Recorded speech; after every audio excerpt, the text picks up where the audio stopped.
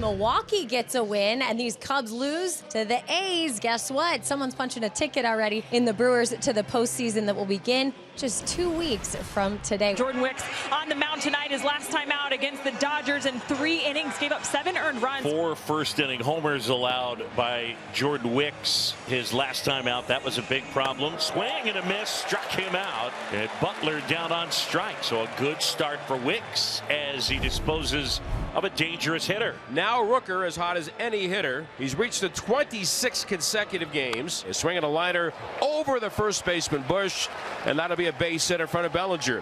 And Rooker extends the hitting streak and the on-base streak in the opening inning. 8 games in a row with a hit, and he has reached base now in 27 consecutive games. That'll bring Shea Langeliers to the plate. Career high 26 home runs and 71 RBIs. A swing and a drive, deep left center field, on its way.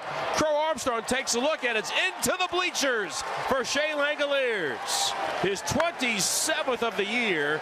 A majestic blow over the ivy and into the crowd, and it's 2-0 Oakland. The home run ball was an issue for Wicks in his last start against the Dodgers. Remember, gave up 4 home runs in the first inning. For Mitch Spence. 2 earned runs or fewer in the last 4 starts he's had, and he just finds a way. He's got that good sinker, and he gets a lot of ground ball outs. I mean, 17 ground ball outs in his last start. Pretty impressive work. 2-2, bounce on the right side. 2 bounces for Geloff, and he'll throw to first. And how many times did we say that against the Astros, taking advantage of their aggressiveness? This will be the 8th pitch of the at-bat. 3-2, swing and a miss. Got him to chase the slider off the outside corner, and finally retires Swanson for the second out. A walk and a single, and the Cubs with a threat here with 2 outs in inning number 1. Making Spence really work here in this inning, and now an opportunity to do some damage. Isaac Paredes has been red hot, 11 for his last 22, including 3 for 4 with 2 RBIs last night. That's going to be strike 3. Elevated, and it looked like it might be out of the zone. Paredes will argue that with Vic Carapazza, but Mitch Spence will walk off happy, stranding 2 Cubs. That's a frustrating call for Craig Counsell. So the A's looking to add on here. They're ahead 2-0. 2 on, 1 out, and here comes Max Schumann to the plate. Wicks would love something on the ground at a defender. On the ground at a defender. To second for 1. Back to first, 2. The defender was him. Ask it, you shall receive. So Nico now has a 5-game hitting streak. It comes with 1 away here in the last of the second. Here's Pete Crow Armstrong. I would think this is going to be a good matchup for Pete. A bouncing ball up the middle, ranging to his left, the shortstop Wilson. He dives, stops it, and on the transfer, drops the ball. Everyone's safe. Horner at second. Pete Crow Armstrong at first. Give him an infield single. Now the Cubs need a big base hit with 2 men on and 1 out. Christian Bethancourt at the plate. He's had a number of big hits since putting on a Cubs uniform. Rolled it towards short. Picked up by Wilson. Goes to second for 1. Geloff to first. In time, double play. So Mitch Spence does the same that Wicks did in the top of the inning. He ends the frame with a double play. Lawrence Butler, he's put together a great season. Home run about every 12 at-bats. There's a fly ball to right field. It well. Going back for it is Bellinger at the wall and leaps up, and it is gone into the basket. Butler has homered here at Wrigley. It's now 3-0 Athletics.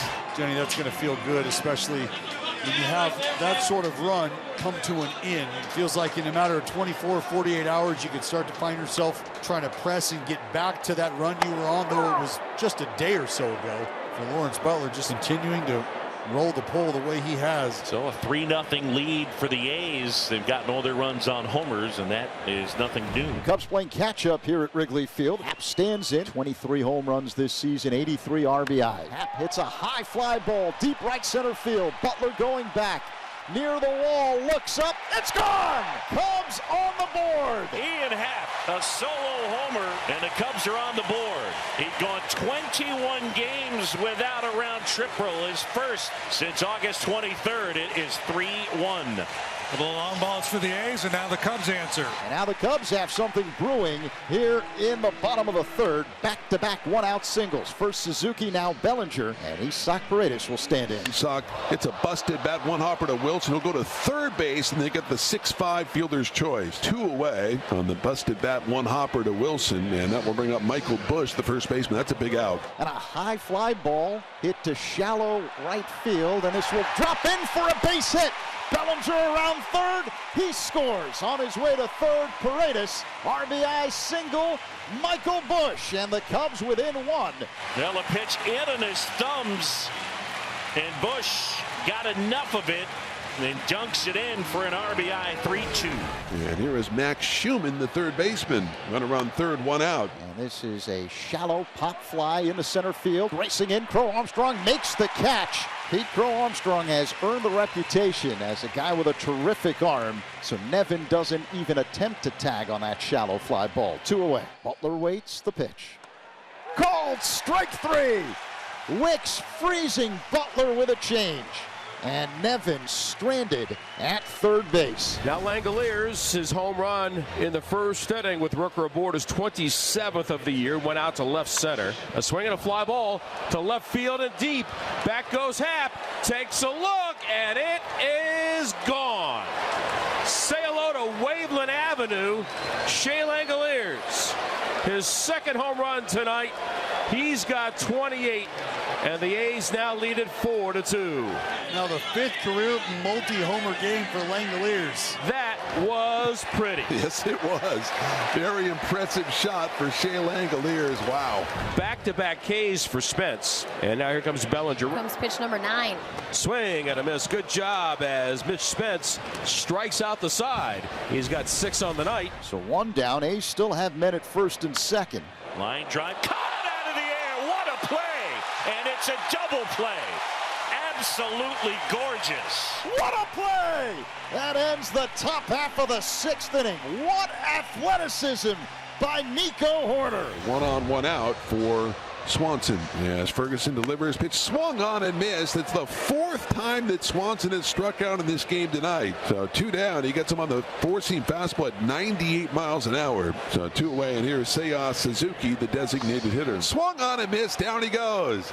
Gets him on the fastball at 98. A couple of big strikeouts for Ferguson. Got some drama here at Wrigley Field. The tying runs on base. Wisdom at second. Horner at first. Pete Crow Armstrong due up. 2 away here in the last of the 8th.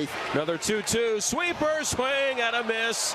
And the veteran McFarland gets the job done yet again. Crow Armstrong slams his helmet down to the ground as the Cubs leave the tying runs on base. Well, work to be done for the Cubs, and they've got to do it against one of the better closers in the game, the hard-throwing right-hander Mason Miller. Happ, a switch hitter batting from the left side. He's got 2 hits tonight, including a solo shot in the 3rd. Happ the other way. Pretty well struck. Going back is Brown. Looking.